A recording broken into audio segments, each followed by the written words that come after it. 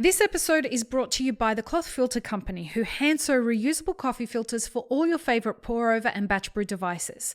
Save trees, save money, make delicious coffee. I use them almost every day, so check the show notes for details. Welcome to the Daily Coffee Pro by Mapper Forward Friends. I'm your host, Lee Safar, and we are joined for episode 3 of a 5-part series with Peter Giuliano. We are talking about what specialty coffee is today. And of course, this is a pre-recorded conversation. Today, the Specialty Coffee Association released a press release about the new cupping protocols and the future of that. And we're talking about cupping and the difference between subjective rating and objective rating. Subjective being affective and objective being descriptive. So What do you help us understand all of that, Peter? Yeah. So I mentioned this, we talked about this a little bit earlier, but in the previous episode, but this there's a kind of a three in sensory science, they have these three kinds of tests that they do. The first one is difference testing. And that's familiar to most people who know about triangulation. That's can I tell the difference between, let's say, two coffees, right? There's some tools. Triangulation is one tool that helps you see if that difference exists. Okay, so then if the difference exists, then we can say, okay, we've got two more questions we can answer. One is, what does it taste like? And we can describe a coffee and list its descriptive attributes. We can do that, by the way, without saying anything about whether we like it or not, or whether we think it's high quality or not. It's just a list of attributes: fruity, chocolatey, acidic, lime, acidic, sweet, right, bitter, whatever. These are attributes. These are sensory attributes that are descriptive. And the tool that's used that is often called sensory descriptive analysis or qualitative descriptive analysis, DA they call it often, and that's a very common tool used in sensory science.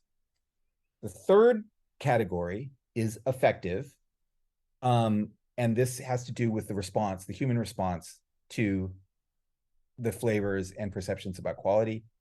And when I'm teaching about this, I show a picture of my daughter when she was a baby, the first time she ate watermelon, and bam, you could see, she put that in her mouth and she was like, wow, all over her face. That was her affective response.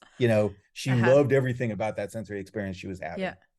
And we usually measure that using the hedonic scale, which I mentioned before, a 9-point hedonic scale. And okay, so those are the three categories that sensory science has determined they have a useful set of tools for each thing. And they've also learned over the past, Rosemary Pangborn is thought of as the mother of sensory science. She was a professor at UC Davis in the 50s and 60s. And so this is like, it's been a long time that they've been working on this. And one thing that they've discovered is that human beings aren't very good at mixing those tasks. And that's because human beings aren't very good at mixing tasks at all. In general. Right. Which is why texting and driving is such a bad idea. You can't do them at the same time. We get radically, and they have all these tests that show you get way worse at doing both tasks when you're trying to do them both at the same time. And our cupping protocol that the community has developed, the SCA introduced its cupping protocol in the early 2000s, about 20 years ago, and which was an evolution of an earlier cupping protocol. And the interesting thing about it is if you look at it, it has both descriptive and affective ratings in it. You're expected to describe the flavors of the coffee, and you're also supposed to score how much you like it or how high quality you think it is. Okay. Those are, I show a slide which uses colors to say, okay, this is descriptive, this is affective, and it's like a checkerboard. It's all mixed up together. Every sensory science you talk to says you shouldn't do that. You need to keep these two things separate. So my colleagues and I started working on this and said, well, what if because we've measured cupper performance and we know that cuppers are generally very good, but sometimes they're misaligned, et cetera, et cetera. What if we just kind of disaggregated these two kinds of sensory analysis, and we treated them as the descriptive panel one time, and then we said, okay, now we're changing to your affective response, and did it. And so we've designed, and we're testing currently, a protocol that, among other things, disaggregates people's descriptive activity, which is, as we've discussed before, seen as objective, and their affective response, which is a subjective thing. And those things are kind of kept separate.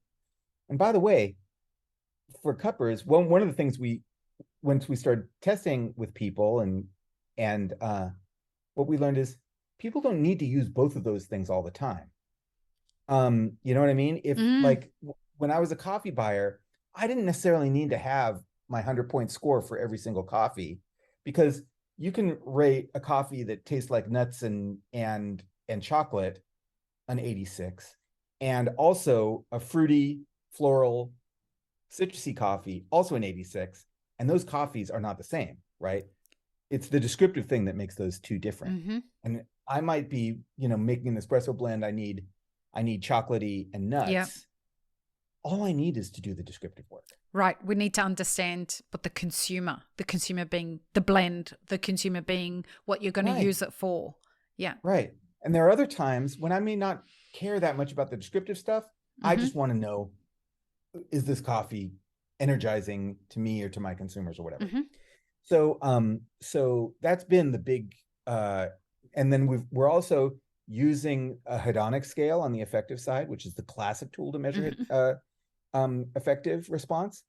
And what we're discovering is that that's really an intuitive, a better tool than our 6 to 10 scale that we've been using. So lots of little innovations in this. And then the third thing that we're planning on introducing later is a non-sensory evaluation tool, which is meant to address extrinsic attributes. And extrinsic attributes aren't sensory at all. They're not anything you taste or smell. They're things you know about the coffee, like what country it came from, or what producer made it, or, is it sustainably grown? These are things that we know consumers care a lot about. And by the way, we care a lot about them, Correct. and that's good. It makes the experience to some people, it makes the experience of drinking a coffee richer when you know something about the people who made it, or that there was integrity in the supply chain, or whatever. Those are extrinsic attributes.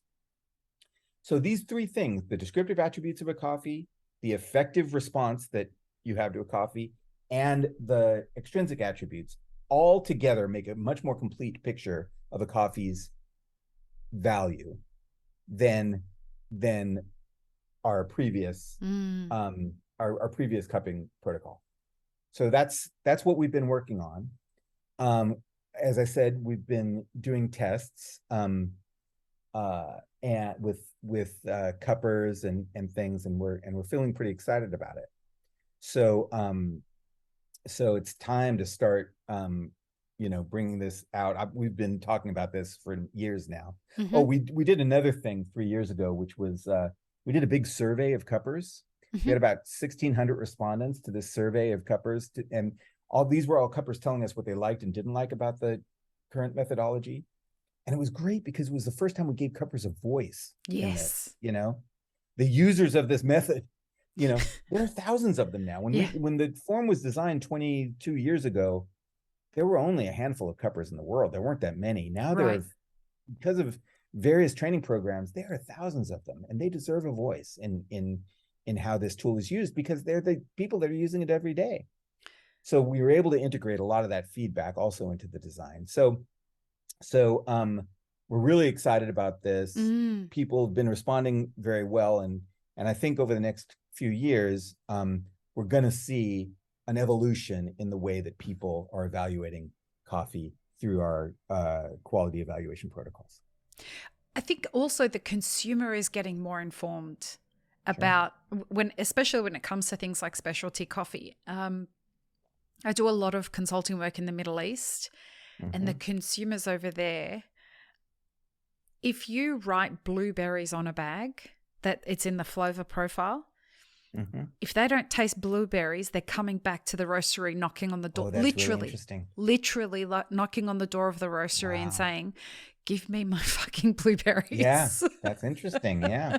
And so it's almost essential for that market that people understand how to cup and understand how to create the experience that their consumers want, because the consumer over there, their starting point, given it's such a new and evolving industry, it really is quite at the genesis of specialty coffee. The consumer is starting at the same reference point at where we're at in Australia. And so they're saying, well, these clean coffees, they're delicious and everything, but you promised me blueberries and you promised me peach. And if you don't deliver that, that's not what you're selling me. Whereas kind of like in our day, it was the consumer was like, are these people crazy? Like, I know they're saying that they're supposed to be blueberries, but I can't taste the blueberries. And what does dragon fruit taste like anyway? And what does shiny on a coffee bag mean anyway? Right. Yeah, totally. I suspect and I hope that this new cupping protocol is going to help people gain more clarity about the way that they are scoring coffees and the way that they're presenting coffees then onto their customers with more confidence. Is that the hope for you guys? Yeah, absolutely.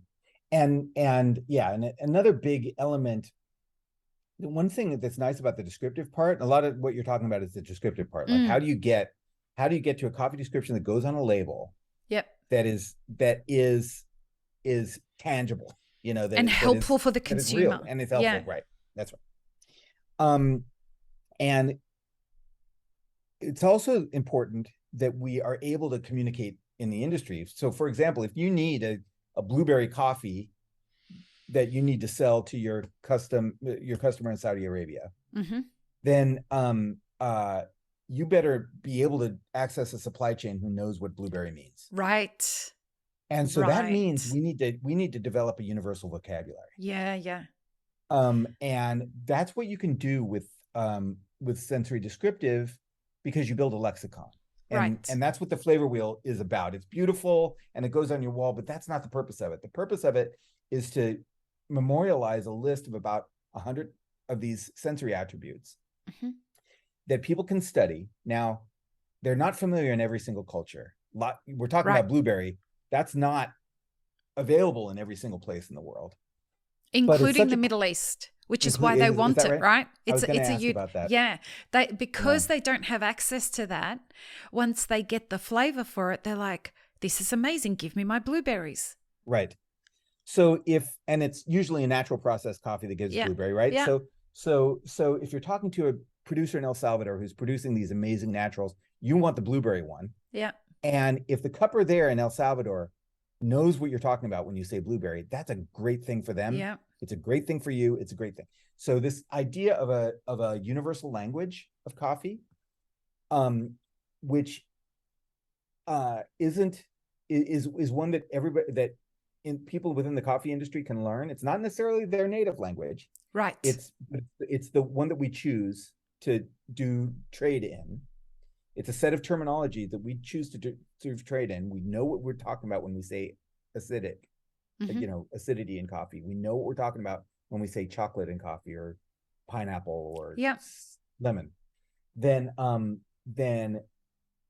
and we can train to that. And that requires some things called references, And so that you and I, you're in Australia, I'm in Southern California, we can each take a smell of something and say, you know what, that's blueberry. Now that's challenging. It's certain ingredients are harder to get in certain places than others, but we can work on that if we put our, so that's the power of the descriptive part. Right. That's awesome. And then here's another thing that you can do. I'm sorry. No, not at all. Go ahead. I'm going to talk from a research perspective. The other thing that's really exciting is when you have descriptive information and you have hedonic or affective information, you can put that together. That's called preference mapping. Mm-hmm. So if you have a bunch of cuppers that do the descriptive thing and then they do the affective thing, you might learn that, as you're saying, like maybe Saudi Arabia is like a hotspot for blueberry flavor, you know? And if I'm a producer that knows how to produce a blueberry producing natural, that is super valuable information for me to know, because that's going to be the market that really values my product. I smell an app coming. Yeah, well, this is what gets me excited. Yeah. I can see where this is going. We've got to collect the data so that we can improve and put it and digitize it so that we can get it. That's market information. Yeah, that's right. And that's what's really going to help producers, is good access to market information so they can know where their market is. 100%. I mean, this is how we help producers in the right way. This Absolutely. Is how we improve kind of equality of opportunity. Absolutely. If we empower them with, hey, listen, your coffees are better suited to Saudi Arabia. Right. Now their job is to go and find, like, we have the data. These are the people who've told us that this is where our market is. We need to get marketing investment to go and market our region to this place. Then it's all about free markets and stuff like that. Right. Talking about markets and talking about research, in the next episode, we're going to talk about how specialty coffee is using research to improve itself. So we're going to head into that episode. So peace, love, and peanut butter, everybody. Have an amazing rest of your day. Thanks, friends. If you enjoyed this video, here's what you should check out next. Consider supporting Map It Forward on Patreon and be sure to subscribe and hit the notification bell before you leave.